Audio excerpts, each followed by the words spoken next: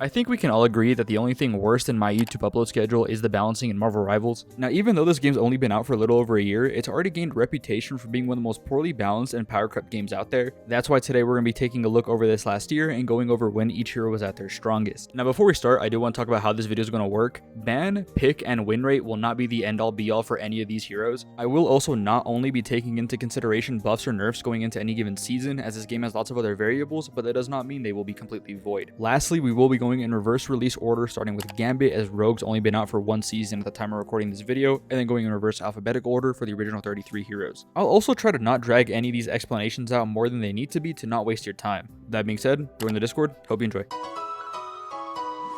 Starting off with Gambit, his strongest season will be Season 5, which was when he released. This is due to him getting a slight nerf going into 5.5, but also Luna getting a fair amount of buffs, giving him a little bit more competition. Moving on to Daredevil, his strongest will also have been during his release season, being 4.5. Even though his only change up until this point was him losing his 25 HP from his anchor bonus, basically everything else got buffed since his release, making him slightly weaker in comparison. As for Angela, I think her strongest state is going to go to Season 5. Not only did she receive her fair amount of buffs in Seasons 4.5 and 5, but she also played very well into what was already strong that season, as well as being the best hero in her specific niche. I will say I do think there's a valid argument to say she is strongest right now in 5.5, but with Wolverine getting a buff, I do think she has a slight more competition in her niche. When it comes to Blade, I couldn't really tell you when he was at his strongest because he's never necessarily been good, so this is going to be one of those situations where I'm going to say 5.5 because of all of the buffs he's had adding up until this point. Moving on to Phoenix, I think this was another one of those heroes that was strongest during the release season. Not only did she have her Beyblade tech and very good numbers, but she also completely shuts down Rocket, who was one of the stronger supports going into Season 3. Since then, she got nerfed and then given a few buffs after,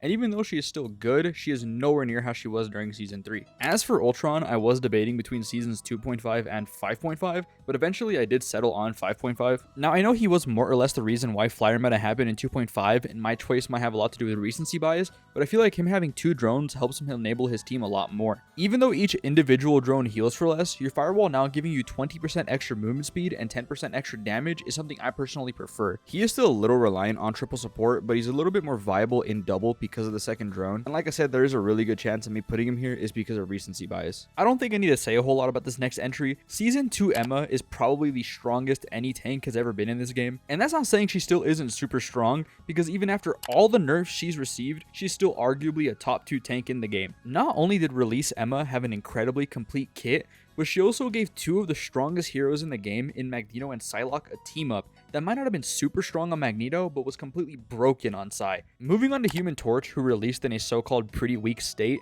Now, even though his numbers weren't super high, this was mainly due to people not knowing how to use him. This caused him to get massive buffs between his release and going into Season 2, making him absolutely broken. They gave him 7 buffs over the course of 3 weeks, taking him from one of the worst performing characters in the game, who was essentially tied for the second lowest ban rate, to the third highest ban rate in the entire game. Now, he did fall off a fair amount during 2.5, but still had some relevancy because of Flyer Meta, but he eventually did go back to being one of the most banned heroes during Seasons 3.5 and 4.0. So here's the thing, he hasn't really been all that great. Most of his time on Rivals has either been filled with mediocrity or not even that, but I will say he was considered one of the better tanks in the game during his release season, being 1.5. The thing is, this was mainly due to him being really good in Triple Tank, which was super popular at the time, and less to do with him actually being all that great. Don't get me wrong, he was still good, and it's probably the best he's ever been, but that had more to do with the meta around him than him as a hero. When it comes to Mr. Fantastic, this choice is incredibly easy. It's Season 2. He wasn't really all that great during Season 1, and they tried doing something with him in 1.5 that didn't really work out. But come Season 2, they made him damn near immortal. They gave him more HP,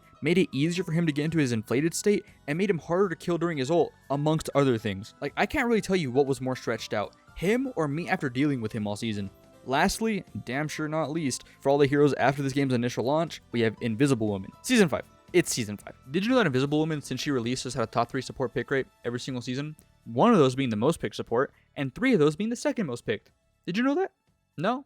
Good, because we're moving on. Kicking off the original cast with Wolverine, he was easily at his strongest during Season 1. During this time period, he had the highest ban rate of any hero ever. During Season 0, Wolverine was considered to be one of, if not the worst characters in the game because very few people understood how he actually worked, with the majority of people not knowing he was meant to be a tank buster. By the time everybody figured him out, it was already too late and Season 1 was gonna come out, where they ended up buffing him and giving him an additional 50 HP, making him even harder to deal with. I do want to give a quick honorable mention to Season 3, where even though he received a nerf going into the season, his brand new team up with Phoenix was bugged and making it so that he could have the team up infinitely if he timed it right. This was quickly hotfixed though and didn't really last more than a few days, so I'm not going to count it. When it comes to Bucky, he is somebody who's had no shortage of strong seasons, but in the end, I do think he was at his strongest during Season 4. Even though 1.5 was his original strongest season and what led to his ultimate nerf, I am giving the nod to Season 4 because of his uppercut change. Even though his ban rate was significantly higher during 4.5, I still think he did a better job at slotting into the Season 4 meta, countering more heroes that were popular or strong. I also think his ban rate was higher in 4.5 because people were tired of dealing with him from the previous season, not necessarily because he was stronger, but I do understand any argument saying that that's when he was at his strongest. When it comes to Venom, excluding the beta, he was easily at his strongest during 4.5. Venom was already coming off of one of his best performances during Season 4, just for him to get an ult buff going into 4.5, giving it healing reduction. There's not really a whole lot to say about this, as his prior change before the ult buff was back in Season 3, where they increased the slow effect on his tether,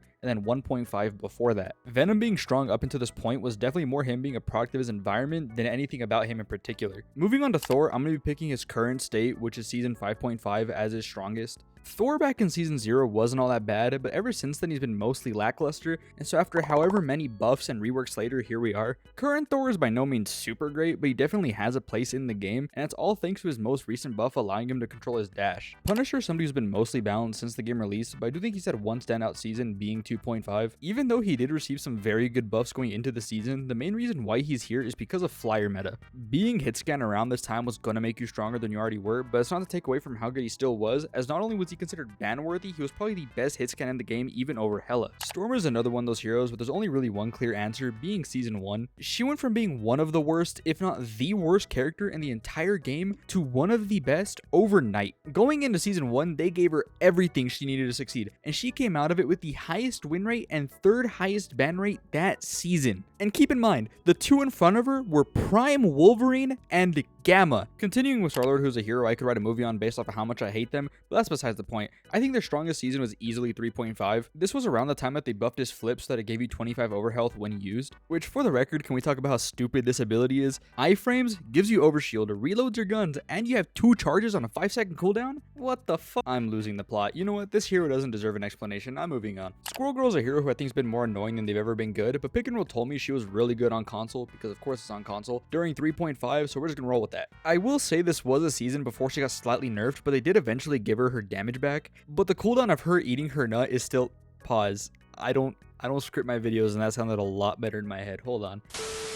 Like I was saying, the cooldown of her doing things is still slightly longer, so I kind of get it. As for Spider-Man, this was between Season 0 and 1.5, but I am going to end up giving it to the latter. I want to be very clear when I say this. This has nothing to do with his ban rate being the highest in the game at that point, as I don't even think he was the best hero, much less duelist in the game that season, and it being that high came down more so to people being bad and him being annoying than him actually being good. Now, he did receive a slight buff to the recharge speed of his web clusters, as well as what I would consider a buff to symbiote bond. Most of the supports were also very diveable this season, as well as a Groot being very popular who could not do anything against your pull. Scarlet Witch is also somebody who's never been good, and you could just chalk it down to the most recent season because of all the buffs she keeps receiving, but instead, I'm going to be giving it to Season 4. Now, this was right before her team up with Strange got nerfed, but she also received some very good buffs, for her at least, and like I said, she's never been good, but this was definitely the season where she was the least not good. Now, Rocket is somebody who started off the game a little bit slower, but did receive a very good rework going into Season 2, but I do want to give a quick honorable mention to 1.5 because of how broken the infinite ammo team up was with Bucky. Now, even though on paper Rocket is stronger right now, Phoenix, who completely shuts him down, did not exist during Season 2, which is the main reason why I'm picking it. Now, for Psylocke, I know everybody's probably expecting me to say Season 4.5 or 5, but it's not. It's Season 0. Now, I understand her ultimate was very strong during these 2 seasons, but up until that ult buff, she had only ever received the nerfs. Ultimates are important, but they're still a smaller part of the game, and I think it's better to have a stronger base kit than having a mediocre kit with a strong ult. Despite Penny having the highest tank win rate in 10 of the 11 seasons so far, she hasn't actually been all that dominant. With that said, I do think she's at her strongest during Season 5 because of the buff she had received then, as well as every other one adding up until that point over time. When it comes to everybody's favorite team-up merchant, I'm going to give Namor Season 4.5. This was a season when Death Squids were added to the game, which not only affect him, but Hela too, as well as the other part of his team up that grants healing reduction and slows enemies.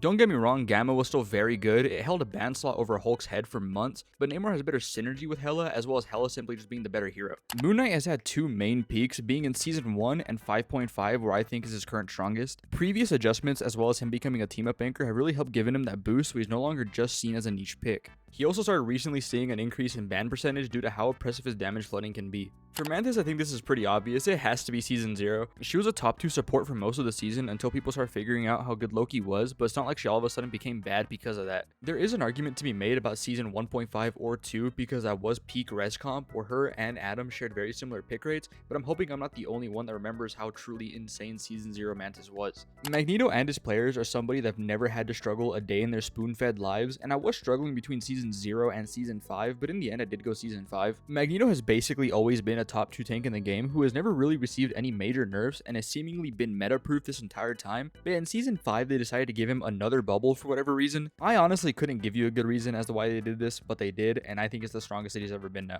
Going into Season 4, Magik had received buffs and a rework to her projectile as compensation for no longer being a team-up anchor, as well as a brand new team-up with Doctor Strange, and I think this is easily the strongest she's ever been. This not only made her stronger, but also more dynamic, as she no longer had to be as conservative with her portals, allowing her to play more aggressively. Luna Snow has been in the spotlight every single season besides one where she somehow managed to get power crept just to get buffed again the very next season. Luna in 5.5 is arguably the strongest she's ever been on paper, but I'm still going to give the edge to Season 0. Not only did her ultimate charge 20% faster than it does now, but there was basically no cooldown on changing between damage boost and healing, meaning you could get both effects basically at the same time. I know this technically wasn't meant to be in the game, but it was more of an oversight than it was a bug, so I'm going to count it. For Loki, I don't think I need to do a whole lot of explaining here. Prime Loki Luna meta during Season 1 was absolutely insane. This was before either one of them had received any real nerfs and their ultimates were the cheapest they had ever been. Not only was this the best he's ever been stats and numbers wise, but there also wasn't as many ways to deal with him, and this is easily the strongest he has ever and hopefully will ever be. Before we start with Jeff, I do want to give a quick honorable mention to him in Season 1, as DPS Jeff had so much potential, but because he no longer functions like that anymore, we will be talking about him in 4.5.